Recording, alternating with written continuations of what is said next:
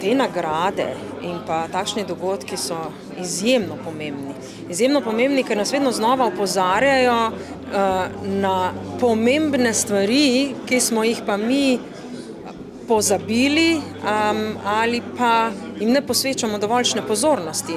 Zaradi tega, ker živimo v nekem svojem trenutku, v nekem obdobju, okrog nas pa se dogajajo stvari, ki močno vplivajo na naše življenje in bodo tudi močno vplivale na naše življenje. In politika se danes v bistvu koplje v neki mlakuži, nekih, kot sem rekla, banalnosti, kjer ljudje iščejo neke svoje trenutne, hitre zadovolitve in pa svoje osebne koristi, namesto da bi res poskrbeli za blagostanje celotne družbe. In želim si, da bi več ljudi, tudi konec koncev biologinj in biologov, vstopilo v politiko in širilo svoje ideje in vrednote v družbi. In da ne bi več politika bila nekaj slabega, ampak tisto, kjer bi se te ideje in pa zavedanje vedno bolj širili. Naša področja delovanja so tako na področju zdravja in sicer ljudi, živali in rastlin, kakor področje ohranjanja okolja, sledenje podnebnim spremembam, onesnaženju, sledenje biološki raznovrstnosti in tako naslavljamo področje, kot je kmetijstvo, zdravstvo, vede o okolju, infrastruktura.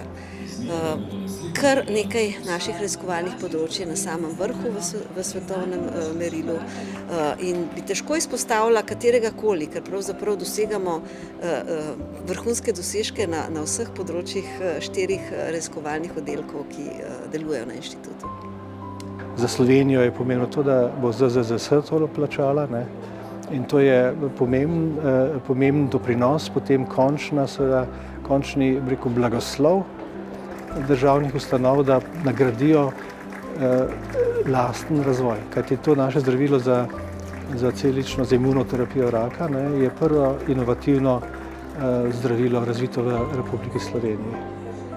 In Slovenija ima krasno zgodovino v farmaciji, pa biofarmaciji in večinoma je bilo to podjetja, kot so Lek pa Krka, ki so delala generična zdravila. Inovativna zdravila so pa šele v Leku začeli delati, tik pred njim je bil Lek prodan.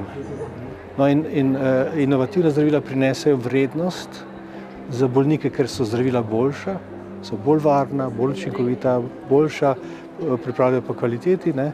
Hkrati pa to pomeni potencial znanja, od katerega imamo seveda davkoplačevalci tudi nekaj.